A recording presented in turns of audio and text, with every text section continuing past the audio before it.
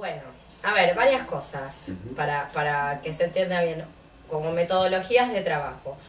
No se puede hablar de una civilización que tiene por abajo de las patas 20 siglos como los griegos confinaban a las mujeres. Helena no pertenece. Primero que Helena no es un personaje histórico. Los griegos creían en ella, pero no es un personaje histórico.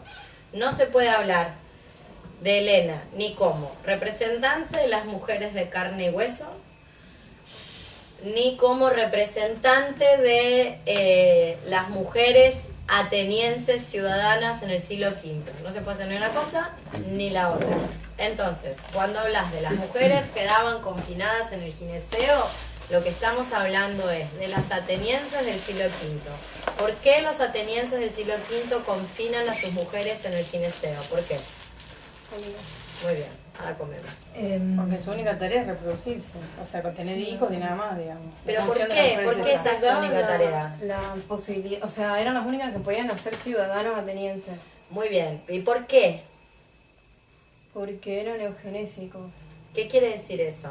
que necesitaban pureza ateniense. Muy bien, o sea, la manera en la que los atenienses encuentran de mantener una cierta pureza ciudadana ateniense, decir, bueno, estos son los atenienses y estos no, Claro. es obviamente confinando a sus mujeres como una técnica reproductiva. El problema que yo encuentro, y uno de los motivos, una de las motivaciones para hacer este grupo, es justamente que la modernidad, cuando tiene que criticar el mundo antiguo, toma ese paradigma, que es el paradigma ateniense del siglo V, solo para sus ciudadanas y solo para generar ciudadanos, es decir, ni todas las mujeres en Atenas, ni todas las mujeres en Grecia, ni todas las mujeres en el mundo antiguo, para hablar de una totalidad. Hace una sinécdoque, y esa sinécdoque de tomar una parte por el todo es interesada, responde a nuestra construcción de que hoy estamos mejor, y de que el pasado fue una mierda, y de que lo único que se puede aprender del pasado es un par de historias de pro hombres y pro mujeres, y que al resto de las personas les fue fatal, por ende ahora es lo mejor que nos puede pasar estar en como estamos, y por ende no hay que cambiarlo. Eso es, básicamente. Entonces, Helena, a ver, si vos vas específicamente a la Ilíada, donde aparece Helena, Helena no está todo el tiempo confinada a las tareas del interior. No todo el tiempo, por lo menos. Y sí hay, hasta en Safo, es decir, un siglo después de la Ilíada, un siglo o dos después de la Ilíada, hay vestigios que hablan del poder de propia decisión de Helena. No como personaje histórico, porque como personaje histórico no nos interesa, aunque los griegos creían en ella como un personaje histórico, sino en el sentido de tratar de ver, tratar de escuchar los silencios de lo que se suele pensar que el mundo antiguo era simplemente un club de varones completamente misógino y donde las mujeres no cortaban ni pinchaban en ningún momento. Que eso es las ciudadanas atenienses en el siglo V y las reformas de Solón un siglo antes en Atenas, únicamente. Quiere decir que las espartanas estaban genial, la pasaban buenísimo, que en Mileto también se la pasaban genial. No, quiere decir que hay que relativizar esas máximas donde dicen, bueno, todo el mundo antiguo fue de determinada manera. Eso es simplemente lo que intentábamos decir, mostrando los ejemplos de la Ilíada donde hay una buena cantidad de esposas y de reinas que son el modelo de ejercicio de poder femenino aristocrático de las culturas cretomicénicas, la cultura palaciega cretomicénica, donde no se puede gobernar, el rey no puede gobernar sin la reina. Por ende, no es que hay que, de mínima hay una negociación, de mínima, ¿entendés? Por eso los griegos van a buscar a Helena. Si no, ¿para qué la va a buscar Menelao? Si no, Agamenón le hubiera dicho, mira, no me rompa las pelotas, puede ser re linda, lo que vos quieras, pero no me jodas, ¿entendés? No voy a movilizar a todos los griegos para ir a buscar a tu esposa, ¿entendés? No sé, curtite, ¿entendés? Que la parta un rayo. Es decir, se arma toda esa historieta, una guerra durante 10 años, porque Helena tiene algo más que belleza física. Si no, no hay otro ejemplo en el mundo antiguo. Es decir, lo que estoy intentando decir es que hay un poder que va con la reina. Son poderosas las reinas y las princesas de este periodo. Esto me sirve para que entendamos un poco cómo opera la literatura en el mundo antiguo. La literatura en el mundo antiguo, específicamente en Grecia y Roma, lo que hace es plasmar un momento histórico mitológico, ya saben que esa división no está clara, anterior, un registro anterior, pero desde las instituciones con las que cuentan en el momento de producción de los textos. En la tragedia es clarísimo eso. Es decir, fíjate vos, pensando en la tragedia, si Atenas fuera simplemente, sin tensiones, sin ninguna polaridad, sin ningún conflicto, sin ninguna resistencia, un mero club de varones, donde las mujeres son lisa y llanamente cuencos de depósito de semillas de varones para reproducir ciudadanos, ¿por qué habría una institución que solo es ateniense, que solo se da en ese siglo, cuya mentora es una mujer extranjera, como la tragedia, donde todas las protagonistas, o una buena parte de las protagonistas, son mujeres, con un gran ejercicio de poder, les vaya como les vaya, y donde la tragedia, ni en el caso de lo que tenemos conservado, que es una ínfima parte del total de las tragedias, pero lo que tenemos conservado, ni en los casos de los dramaturgos más conservadores, como es Esquilo, las mujeres están completamente, por supuesto, ninguna está completamente desposeída, ni hay una bajada de línea directa y vertical de cuál es la moraleja. Como, bueno, y la moraleja es, hay que tener recluidas a las mujeres. La tragedia no opera de esa manera. Entonces, hay que leer en esa institución, porque era muy importante la tragedia, muy importante a nivel cívico, religioso, social, político, militar, o sea, había toda una significación, no solamente de la obra en sí, la dramaturgia, sino lo que representaba esa festividad, donde después lo que vos veías hora tras hora durante días enteros es heroínas mujeres en una tensión de disputa por el poder con los hombres, y donde los dramaturgos, insisto en esto, ni en el caso de los más conservadores, como es Esquilo, dicen, bueno, y la moraleja es, no sé, no son Domingo Faustino Sarmiento, ¿entendés?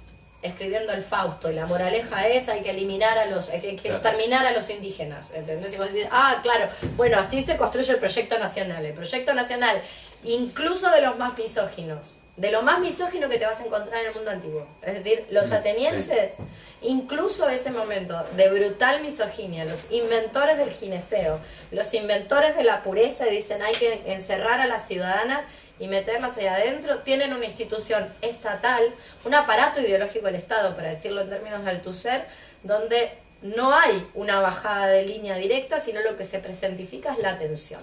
Acá hay una tensión. Y el dramaturgo, el tragediógrafo, no la resuelve. O sea, te vas a tu casa lleno de dudas. Lleno de dudas. ¿Y qué hay que hacer con esto? Y no sé.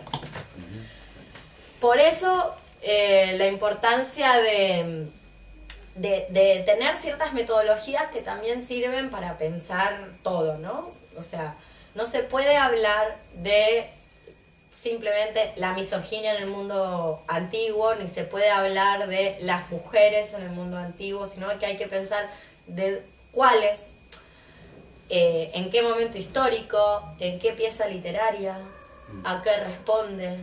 Un ejemplo podría ser, no sé de dónde leí, que los textos de cómo se fundó Roma era, no sé quién había escapado, creo que era un general del ejército troyano que llegó hasta Roma.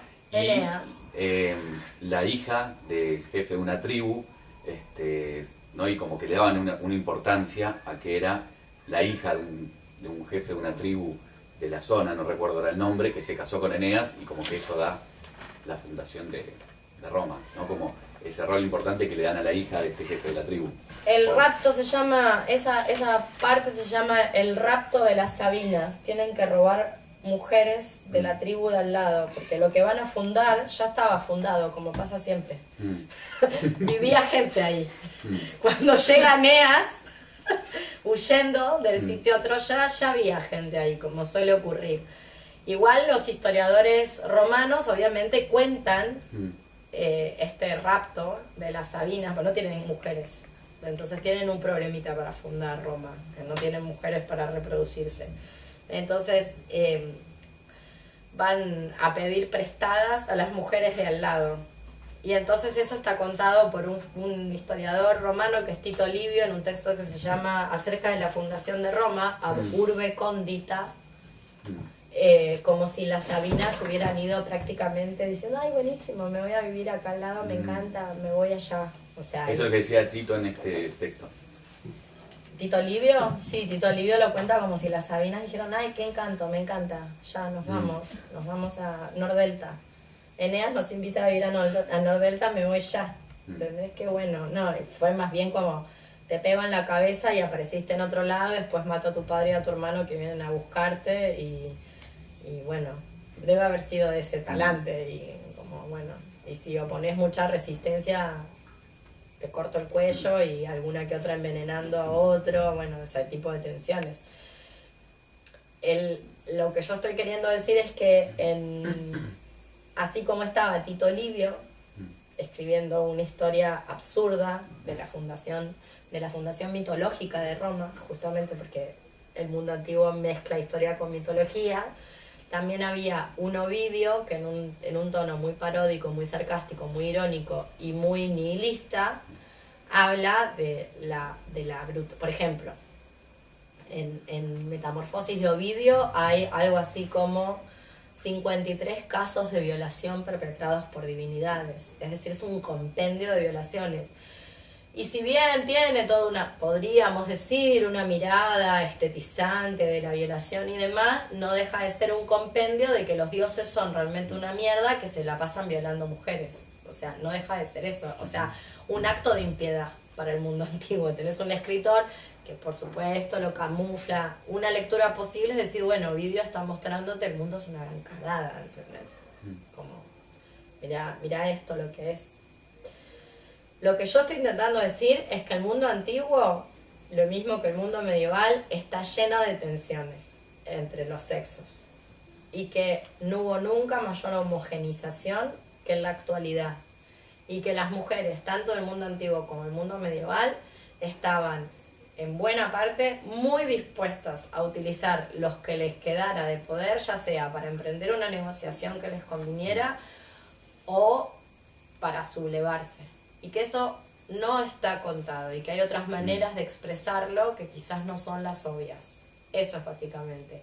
Las reinas del periodo cretomicénico, representadas en un periodo que no es el cretomicénico, ya a partir de personajes que son mitológicos. En la Ilíada, en el siglo VIII a.C. y después en las diferentes tragedias en el siglo V en Atena, dan cuenta de las tensiones, dan cuenta de un cierto poderío del mundo cretomicénico, por una parte, y de las tensiones sociales y de género en el momento de expresión de los textos.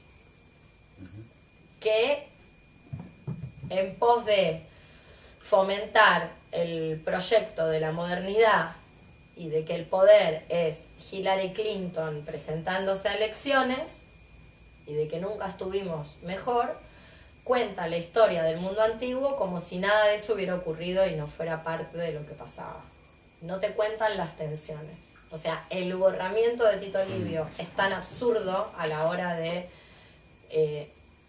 generar una historiografía de cómo fue la fundación mitológica de Roma, que al romano, a un Ovidio, leyéndolo, no puede sino causarle sospecha, ¿entendés? Es tan burdo, ¿entendés? Como las Sabinas prácticamente es como paran la guerra entre los varones, porque se la llevan los antiguamente troyanos y los padres las van a buscar, padres, hermanos las van a buscar, van a rescatarlas, y ellas como, bueno, no peleen, nosotras nos queremos quedar acá, esta gente es buena, como una cosa vos decís, che, no, o sea, el mundo antiguo no funcionaba así, ellos lo sabían más que una, porque después andaban tirándose flechas, matándose con la espada, y vos decís, bueno, no debe haber funcionado de esa manera, vos no te llevabas a la hija de alguien y después la hija paraba y decía, no, estemos en paz, seamos civilizadas, nos quedamos acá, nos re gusta, o sea, no. Entonces eso. Por otro lado, esta es una observación, también una observación metodológica, que no tiene que ver con lo que teníamos que ver para hoy, pero una observación metodológica. Sí, que tiene que ver con producir anacronismos. Hay una parte de anacronismos que no se puede no producir, porque una siempre que investiga un tema, lo investiga desde las categorías que tiene en la actualidad. Y porque además ciertas categorías de la actualidad permiten desarrollos o pensar ciertas cuestiones que en el momento no hubieran podido ser pensadas.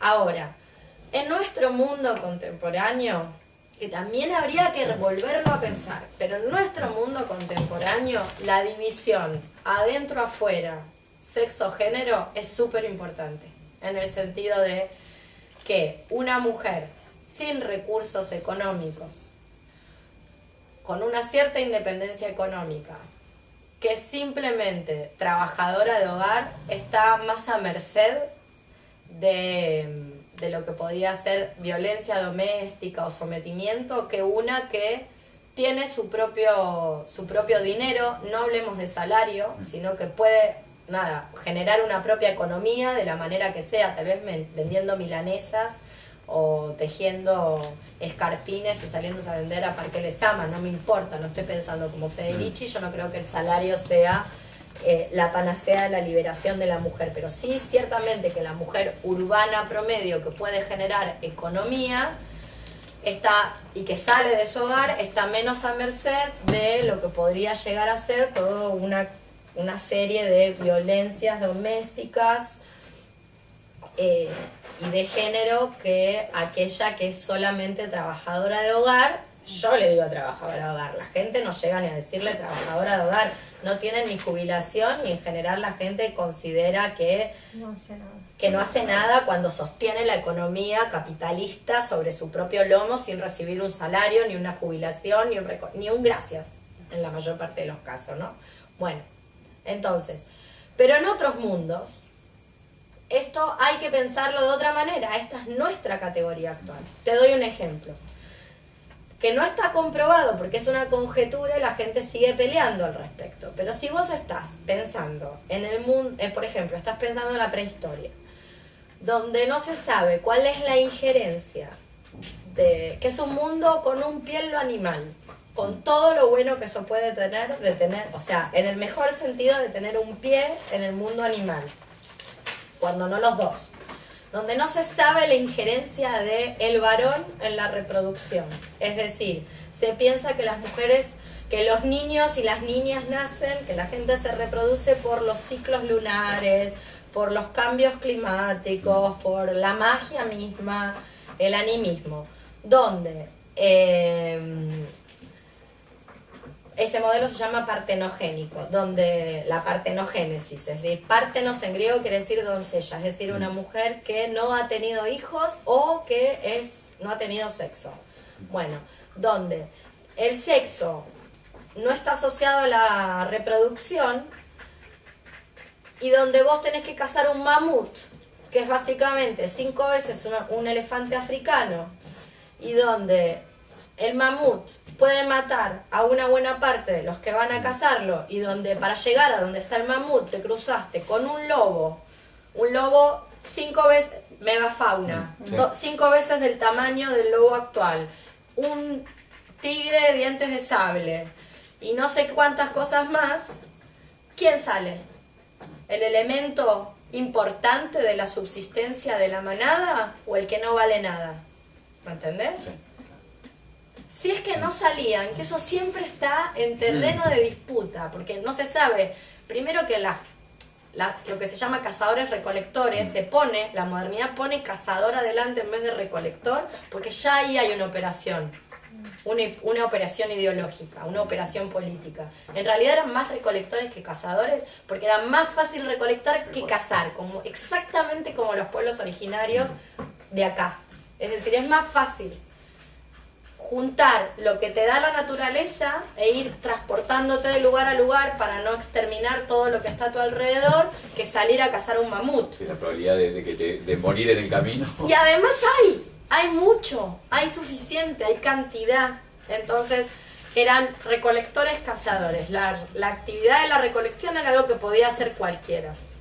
Y la caza, tal vez, solamente estaba asignada, si es que era así, que es terreno de disputa, insisto, solo estaba asignada a los varones, porque como no se sabía de su injerencia en la reproducción y lo importante era reproducirse, entonces mandaban al que no valía nada, como quien, bueno, chao, que los maten a todos, total, acá lo importante es esta, la diosa de la fertilidad, las mujeres que son divinas, que tienen el vientre abultado, que se preñan mágicamente y solas, No lo sabemos, porque es la prehistoria, y la prehistoria, si la historia está leída y analizada desde categorías modernas que benefician la mitología de la modernidad, el progreso, el avance, que estamos mejor, cuando contra toda la evidencia, ¿no? Estamos mejor, y una va y mira.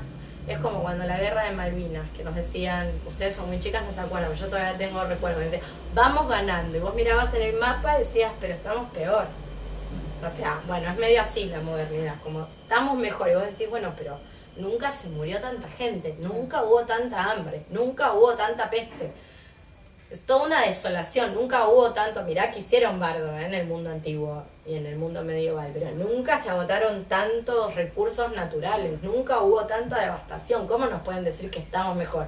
Porque la gente no se muere de una bacteria cuando se corta en una infección. Bueno, ¿entendés? Bueno, sí, en ese sentido no es tanto el avance tecnológico científico, sino el uso de agua corriente. Lo que te previene de las infecciones es el agua corriente y el jabón. La saponina de la aloe vera, ¿entendés? Y de la quinoa. Como decís, bueno, no sé si estamos mejor. Pero bueno, también hay que tener cuidado, vuelvo a esta situación de suponer que esas categorías operan exactamente de la misma manera en el mundo antiguo que en el mundo actual. ¿Hasta qué punto y por qué? No para idealizar el mundo antiguo y decir, no, estaban re bien las mujeres en el mundo antiguo, que no es cierto, sino para desmitologizar el mundo contemporáneo. Sino para decir, bueno, el mundo contemporáneo tiene sus problemáticas. En ese sentido. Bien. Bueno, habíamos visto buena parte de Pomeroy, de Atenas y cómo operaba, habíamos visto la cuestión de los burdeles en Atenas y el trabajo sexual en Atenas, y también habíamos visto, que para mí no es menor y es importante recalcar, que forma parte de tu pregunta y de lo que vos traías a colación, el hecho de que siempre hay que diferenciar entre las disquisiciones que hay que hacer para analizar ciertos datos. Una de las disquisiciones que hay que hacer es la diferencia entre una mujer urbana y una mujer rural. Porque las mujeres rurales o las mujeres de clases o de categorías socioeconómicas más bajas, y esa es una de las paradojas, por lo menos del mundo antiguo, sino del mundo actual, gozan de mayores libertades y mayor posibilidad de autoadministración y de libertades individuales, y estaban menos restringidas justamente por no tener esclavas. En algunos aspectos. Por ejemplo, en otros no. Porque siempre es terreno de disputa si las mujeres atenienses participaban o no de las fiestas donde se manifestaban y se expresaban las tragedias, es decir, de las fiestas dionisíacas. Pese a que Dioniso tiene una corte de mujeres, las Ménades. Ahora, más allá de eso, es de suponer, como dice Pomeroy, que probablemente una mujer que no tenía esclavas con quien dejar a su prole o que se encargara de las actividades del oikos del hogar, no podía pasarse 2 días metida en una festividad, porque quién se encargaba de las cosas, quién cuidaba a los hijos y demás. Sin embargo, las mujeres pobres tenían un oficio, y entonces ya tener un oficio, justamente, porque no te mantenía nadie, lo mismo con las extranjeras, y eso implica un poder de negociación. Por eso Atenas produce una cantidad de paradojas y es un ejemplo muy interesante al que siempre volvemos, porque en Atenas, por un lado, está expresada esta gran misoginia de la ciudadana que no puede salir del gineceo, y al mismo tiempo eso produce un paralelo con mujeres que no gozan de ningún derecho ciudadano, pero que gozan de muchas libertades individuales y que participan de la actividad política. Y acá hay un dato y un truco que yo siempre doy. Es realmente un truco. ¿De dónde viene nuestra palabra tirano? De la palabra tirano, que eran ¿Qué eran los tiranos? 30, 40 ¿Por tiranos. qué me traen comida para que yo coma en cámara? Ay, con la boca llena. ¿Los tiranos no fueron el gobierno anterior a la democracia? Muy bien. Exactamente, era una forma de gobierno inmediatamente anterior al sistema de gobierno de la democracia ateniense. ¿Cómo? Nosotras también usamos esa palabra, democracia, para nuestro sistema de gobierno, que ya a esta altura no quiere decir nada, como de hecho no quería decir nada para los atenienses, porque el poder al pueblo, y después, ¿quién era el pueblo? El 5% de la población de Atenas, pero bueno. Ya ahí tendríamos que haber desconfiado cuando nos dijeron vamos a hacer la democracia de nuevo. Una podría haber dicho, bueno, quizás tal vez no. Bueno, nadie dudó, a todo el mundo le pareció maravillosa la idea. Bien, entonces era el proyecto inmediato, la forma, la organización gubernamental inmediatamente anterior. Por eso nos la venden como lo peor. Pero ¿qué hacía un tirano? ¿Qué características tenía la tiranía griega? Digo porque hubo una pérdida. Las mujeres perdieron poder en el paso de la tiranía a la democracia, por lo menos en Atenas. ¿Cómo funcionaba la tiranía griega? Intuyo que en vez de gobernar para ese 5% que decidía, tenía en cuenta una población mayor de... Lo importante es cómo se hacía del poder un tirano. ¿De dónde viene nuestro léxico tirano? ¿Cómo se hace del poder? ¿Lo vota la gente? No. ¿Es el hijo del dios? No. La Por fuerza. la fuerza. Exacto. Entonces, básicamente estamos hablando de un caudillo que recluta gente, se la chamulla y le dice, vamos a tomar el poder. Con lo cual puede ser básicamente cualquiera. Y como puede ser básicamente cualquiera, también puede ser cualquiera el que se lo vuelva a quitar. Y tiene que haber una negociación popular, populista, demagógica, no digo que no, con esa población a la que vos tenés que chamullar para que apoye tu, vamos a decirlo así, tu proyecto para erigirte con el poder. Es decir, la tiranía tiene ciertos rasgos aristocráticos, en el sentido de que no cualquiera podía erigirse como tirano, pero también tiene ciertos rasgos de, o sea, no es un enviado directo o un hijo directo de la divinidad. Es decir, ¿cuál es el truco? En el mundo contemporáneo, cada vez que nos encontramos, todavía no me he encontrado con el contraejemplo, seguro debe haber, pero cada vez que nos encontramos con una palabra que aplique algún tipo de cuestión del mundo medieval o del mundo antiguo, que en este mundo sea un adjetivo utilizado para predicar cosas negativas, uno va y mira el ejemplo del mundo de la antigüedad y dice, bueno, de repente no estaba tan mal, porque este invento de la democracia ateniense, donde hablaban todos los ciudadanos, ya sabemos que es recontra mega falso, porque sí, todo el mundo habla. Platón al lado del pobre hombre embrutecido que está 10 horas arando la tierra con su esposa. O sea, ¿qué va a hablar? ¿Qué se va a defender de qué? Al lado está el rey de la palabra, que lo único que hace es estar sentado estudiando, y del otro lado está una persona, o sea, no hay manera que gane por medio de la palabra. ¿Se entiende? Entonces, bueno, supuestamente lo que dice gente como Pomeroy o Goni es que en ese paso de la tiranía, del tiúranos a la democracia, y lo mismo del paso de la aristocracia a la democracia, como vemos en Safo, que era una aristócrata, las mujeres pierden cierto poder. ¿En qué sentido? En el sentido de el poder de conjurar, de hacerle la cabeza a alguien, de ciertos poderes que son los poderes que tienen las etairas, que son el poder de seducir. O sea, lo que hoy llama todo ese feminismo que analiza la perspectiva, que analiza el trabajo sexual desde una perspectiva feminista no abolicionista, lo que se llama capital erótico. O sea, el capital erótico, es decir, las posibilidades, el recurso técnico de la seducción como para hacer algo. No estoy idealizando esto, simplemente estoy diciendo que esa situación donde tu consejera y tu confidente era tu legítima esposa y vos te habías alzado con el poder, después en la democracia no ocurre más. O sea, esa mujer encerrada en Atenas, en el gineceo, no es una persona a la que consultás. ¿A quién consultás entonces? Consultás a tu concubina, la palaque, consultás a una taira. ¿Qué es palaque, perdón? Una concubina. Palaque quiere decir concubina.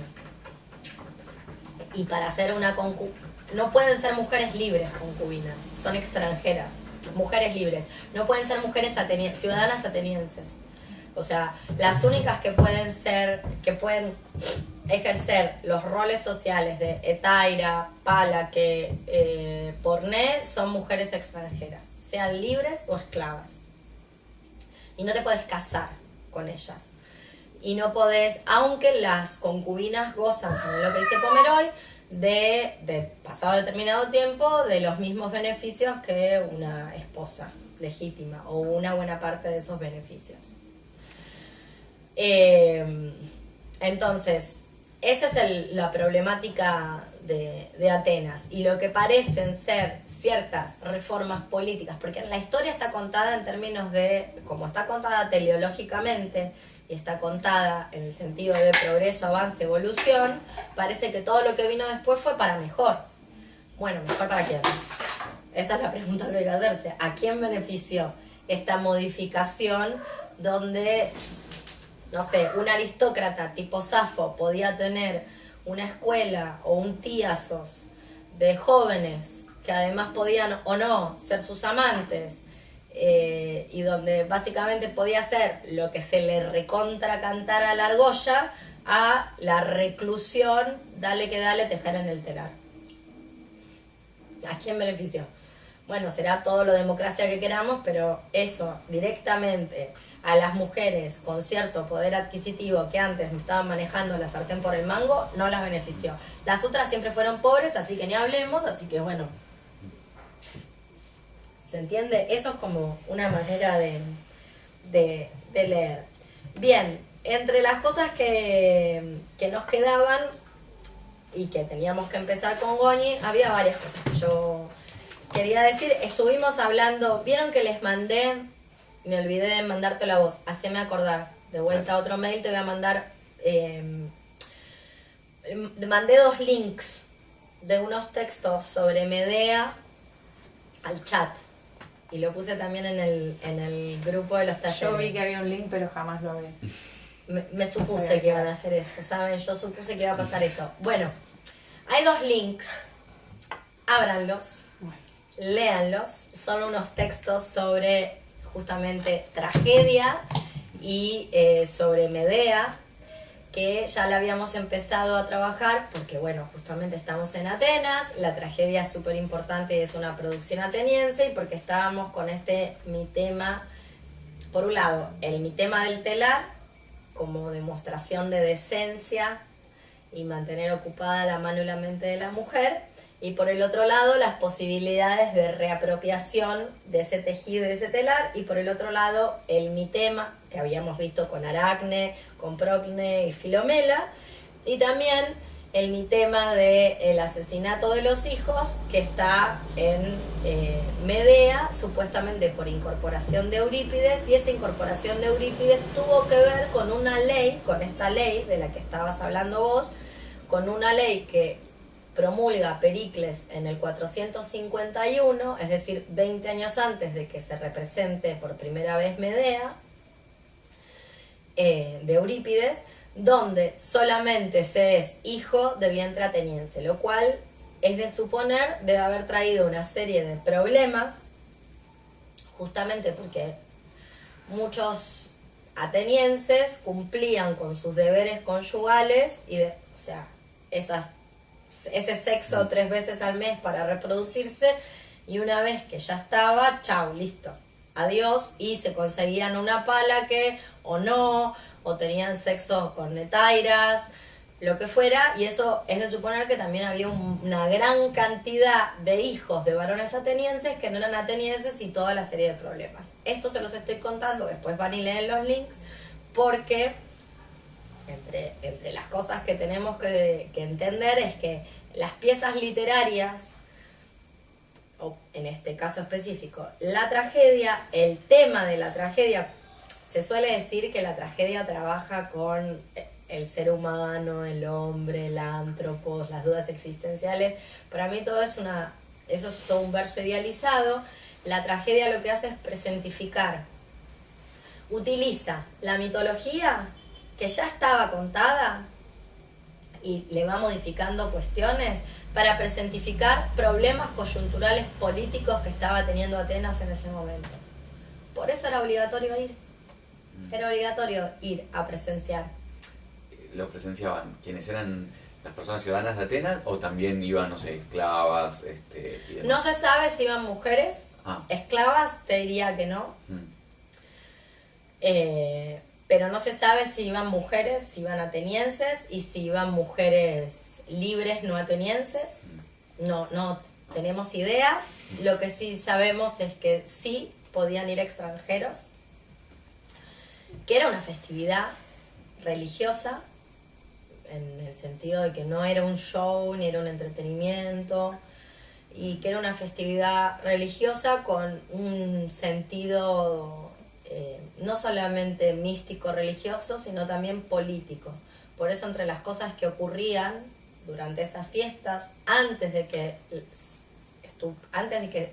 pasara la escena, digo después algunas cosas más de la tragedia, los atenienses utilizaban la excusa de las fiestas dionisíacas como método para mostrar, para alardear imperialmente, o sea, para alardear alardear acerca de que eran la ciudad esplendorosa de su momento. Entonces, por ejemplo, pasaba el tesoro, o sea, pasaba el dinero en escena, mostraban las arcas de Atenas, mostraban el oro y el dinero que tenían y lo que habían acuñado, pasaban en la escena a los héroes de las batallas que estaban vivos, en la primera fila sentaban a los huérfanos, eran como los herederos de esa gloria paterna, y después duraba lo que duraba un día entero hasta la puesta del sol, porque no había electricidad, y las mujeres, eso sí lo sabemos, las mujeres no representaban personajes femeninos, no participaban como actrices, no había actrices, eran solo actores. Los actores eran hacían tanto los roles femeninos como los roles masculinos. Hasta ahí sabemos, todo el resto es conjetura y hay unas ciertas suposiciones, ¿no? Pero para los ciudadanos era obligatorio ir. Y entonces la tragedia era ¿cómo decirlo? Era la excusa para mostrar el esplendor ateniense, como Atenas ahí mostraba todo su esplendor filosófico, literario, toda su magnificencia. Lo utilizaba para eso y también lo utilizaba para una suerte de bajada de línea, diríamos hoy, política, de lo que era el proyecto máximo ateniense, que el proyecto máximo ateniense, así como el proyecto máximo espartano es las tecnologías de la guerra, el ateniense es la democracia.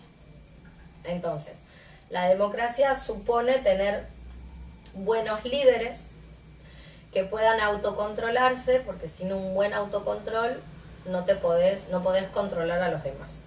Básicamente es eso.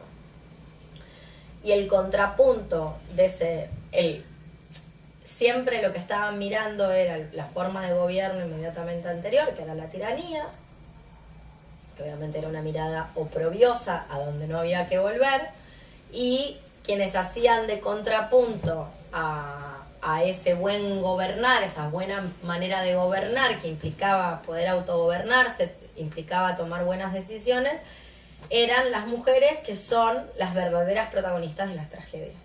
Lo cual es, como todo en Atenas, una gran paradoja, ¿entendés? Porque una cosa que es tan restrictiva de hombres y finalmente las grandes protagonistas, vas y lees cualquier tragedia, incluso las que tienen nombres de varones, y la verdadera protagonista son las mujeres. O sea, las mujeres son las que se comen los papeles, diríamos hoy. Incluso cuando no son las protagonistas. No porque siempre el contrapunto sea como en Medea, que en Medea el contrapunto es obvio, ¿no? O sea, Medea representa la barbarie, representante de la otredad bárbara y además es mujer. Y sin embargo, ¿cómo termina Medea? Todo el mundo sabe cómo termina Medea. Medea mata a los hijos, ¿verdad? Sí. Eso lo sabemos. Sí. Bueno, ¿qué pasaría en la actualidad si vos matás a tus 2 hijos? En cana. Por lo bajo. Total. Total. Antes. Claro. Total. Y te linchan. Sí. ¿Y cómo le va a Medea después de hacer eso? ¿Qué es de la vida de Medea después de todo esto? Le va muy bien, se vuelve a casar, consigue otro rey y tiene más hijos. Lo cual habla a las claras sobre quién se está haciendo foco. No es sobre los crímenes perpetrados por Medea, sino sobre Jasón. Lo que a los atenienses le interesa es, Jasón es un mal gobernante, porque se mete en un berenjenal total, que termina en ese berenjenal dándole un montón de poder a esta mujer bárbara extranjera. Esa es una lectura posible, ¿se entiende? Entonces, no está puesto el foco sobre, como nosotras hoy leemos Medea, la madre desnaturalizada, infanticida, mala madre, sino sobre Jasón como mal administrador de su propia existencia. A ese punto, ¿se entiende? A Medea le va bárbaro, después se vuelve a Catano. De hecho, la tragedia termina con Medea escapando. O sea, nada, ningún proceso de ninguna índole, de nada. Esto es importante para mí destacarlo, ¿no? En cuanto al proyecto, al proyecto ateniense. Entonces, varias cosas para decir. La tragedia, lo que a mí me interesa que empecemos a observar, habíamos visto algo de la épica, vamos a volver sobre el tema de la épica, ¿no? Porque no se puede estudiar tragedia, en realidad no se puede estudiar nada en Grecia sin apelar a la épica. ¿Por qué? Porque como la épica es el texto que funda la identidad griega o más o menos homogeneizada, y la cultura griega más o menos, ¿cómo decirlo?, cohesionada, cada vez que una persona que produce un hecho artístico, literario en Grecia quiere dialoga con la épica. O sea, Safo dialoga con la épica y la tragedia hace lo mismo. Siempre se dialoga con la épica. No hay manera de no apelar a la épica para hablar de nada en el mundo griego, por lo menos. Pero lo que hace la tragedia, y a mí me interesa mucho la tragedia en ese sentido, inventa a la mujer y a la feminidad como una función política, social y económica. Es decir, Goñi lo que va a decir es que una de las cuestiones vitales que tiene la tragedia es naturalizar los hechos femeninos. por eso, por ejemplo, Medea, Eurípides modifica directamente el final. O sea, o modifica el mitema o el motivo del asesinato de los hijos. Los personajes femeninos, como les decía antes, en la tragedia son siempre la otredad radical. La otredad radical que, por supuesto, Atenas no debe tener, o sea, Atenas se debe alejar de esa radicalidad, de esa otredad, pero al mismo tiempo habla de las tensiones. Si lo leemos a contrapelo o de manera torcida, lo que aparece son las tensiones, porque entonces lo que se da cuenta es como cuando te dicen no seas así, quiere decir que vos podés ser de esa manera. Además Si que no, no te lo dirían, ¿entendés? Todo el tiempo, o sea, es como que los tipos están todo el tiempo hablando de la mala madre, la que se come a los hijos, la que hace, es como una constante. Que Zeus puede tener un hijo prescindiendo o hija prescindiendo de la mujer, es como que tienen una cosa ahí atravesada. Exactamente. Eso no sería así, lo que siempre lo que les contaba de la épica. Si el mundo cretomicénico hubiera sido, y el de la tiranía hubiera sido lisa y llanamente misoginia pura y dura, ¿por qué Agamenón tiene que convencer a Clitemnestra mediante el engaño que le traiga a la hija? Le da una orden y la trae. Ya está. O sea, la tiene que persuadir mediante el engaño. Zeus, el dios máximo, está todo el tiempo convirtiéndose en... escondiéndose de Hera. O sea, sí, deleznable Hera, súper antimujer, siempre compitiendo con las mujeres, celosa, todo un horror Hera. Pero habla de que, bueno, él es el dios máximo. Hoy está cintureando tanto, gambeteando a la otra que le está revisando el celular, ¿entendés? Cuando, tal como yo entiendo, quizás estoy equivocada, pero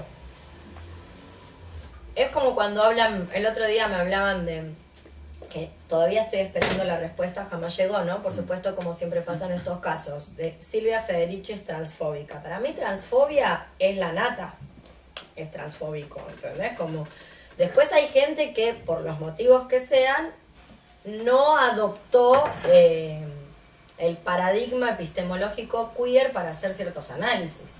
Punto. Bueno, lo mismo me pasa con el mundo, quizás lo sea, yo estoy esperando ver dónde está el tema misógino en Federici. Bueno, tal como yo entiendo la misoginia no implica una negociación, ¿no? O sea, en el sentido del dios máximo, no hay debate, no hay discusión. la tiene que engañar, disfrazarse, decirle, no, es una vaquita. Y en realidad lo que era una niña violada que él se había secuestrado. No, es una vaquita, como en el mito de Io, que Hera lo engancha. Y entonces la transforma en una vaca. La transforma en una vaca y esa es una vaquita, qué linda, dámela. Dame la vaquita, qué linda, quiero tener una vaquita acá de recuerdo para la mesita de luz. O sea, él es el dios máximo, porque está todo el tiempo así, escondiéndose. Bueno, eso habla a las claras de una cierta tensión. También que Hera y Zeus sean hermanos, eso también. decilo, no lo puedes decir, vamos. Eso también, ¿no? Digo, en el sentido de esa disputa constante y también no hablaría de... Eso lo que habla es de que el incesto era más común de lo que uno pensaba. Y no es que te daban una condecoración por las prácticas incestuosas en el mundo antiguo y las motivaban, pero digamos que si la divinidad máxima del mundo antiguo estaba casado con su hermana, a las claras algo dice. Pero en ese texto, creo, los Ptolomeos eran que se casaban entre los hermanos para mantenerse. Los faraones. Los faraones. Sí, Los en un texto estaba los faraones. igual. Sí. Pero Sí, súper practicado, al menos en esa estirpe, sería, o en esa clase, para mantenerse. La realidad es que el purismo engendra eso. Porque si vos querés mantener una población sin intercambio genético, de material genético, ¿cómo haces? Entonces, en un punto tenés que empezar a acotar. En el mundo antiguo no estaba promovido el incesto, en el mundo antiguo del Mediterráneo, pero no te mandaban al psicólogo, por decirlo de alguna manera. Después tenés que ir a buscar mitos donde está goza de mejor o peor prensa y ejemplos históricos, que los hay,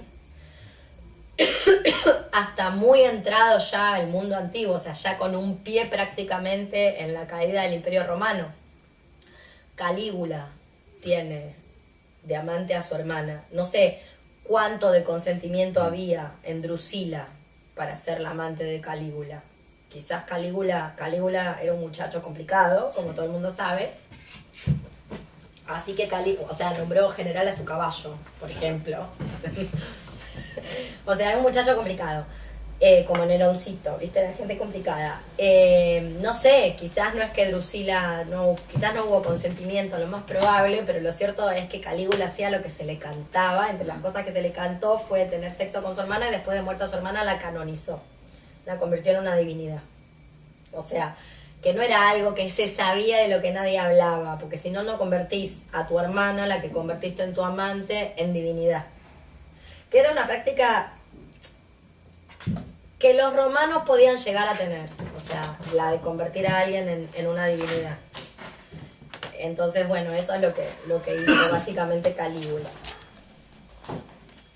El incesto no era...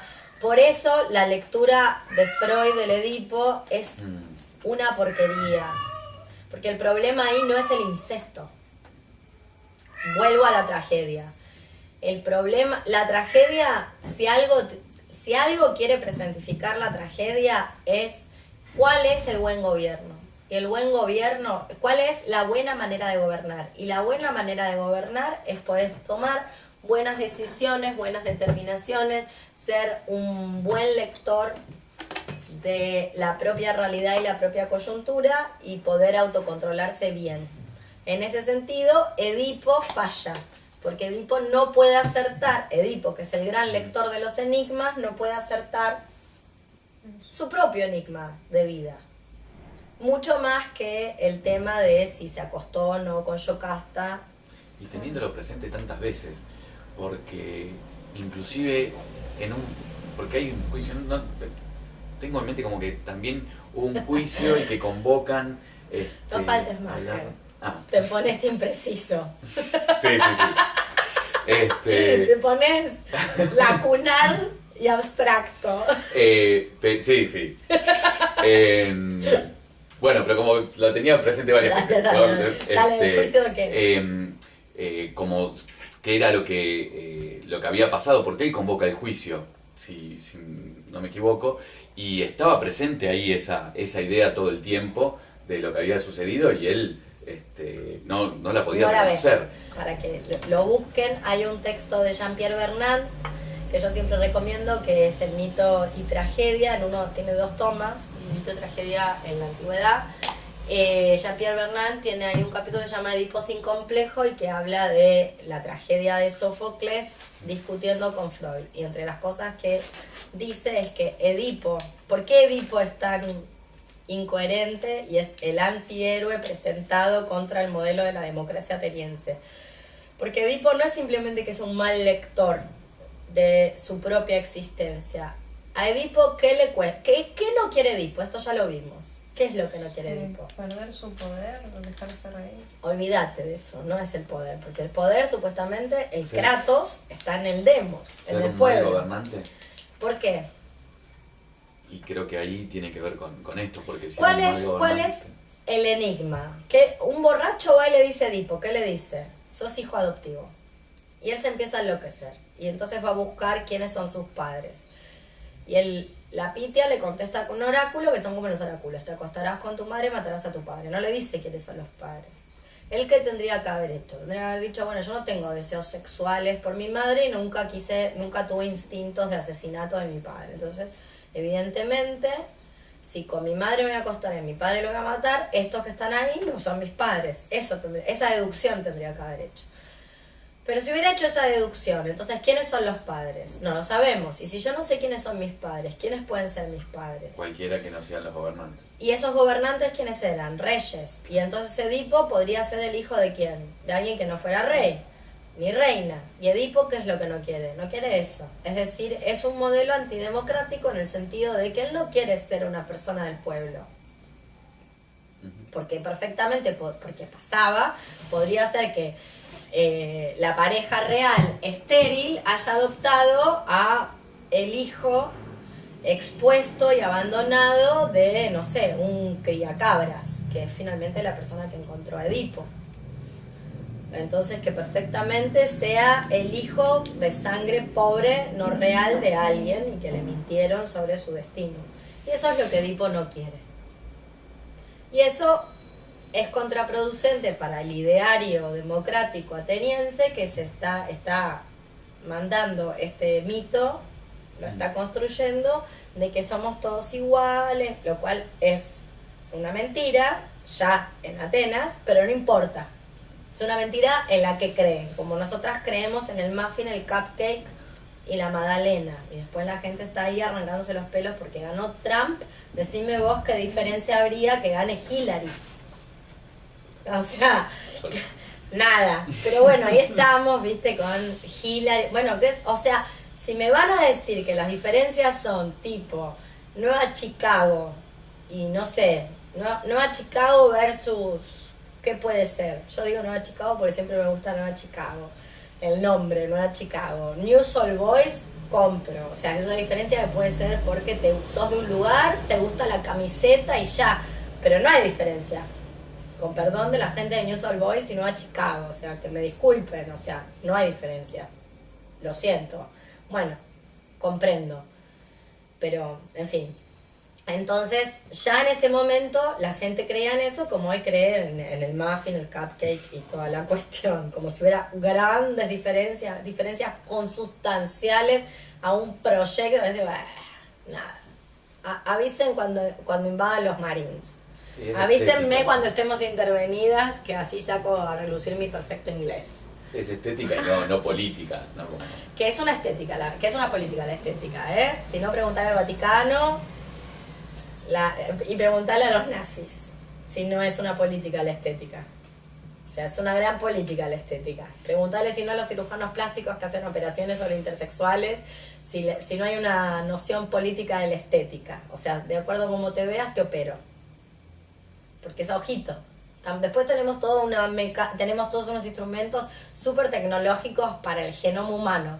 Ahora, si el pitito al momento del nacer no tiene la prognosis que la señora ciencia, el brazo armado de la biopolítica, le dijo al despliegue del poder llamado médico neonatólogo que tiene que tener como para que llegue a tener un pene que puede penetrar un orificio vaginal de una determinada categoría, pumba, intersexual, amputación. Eso es ciencia. Cuando pasa en África es mutilación genital.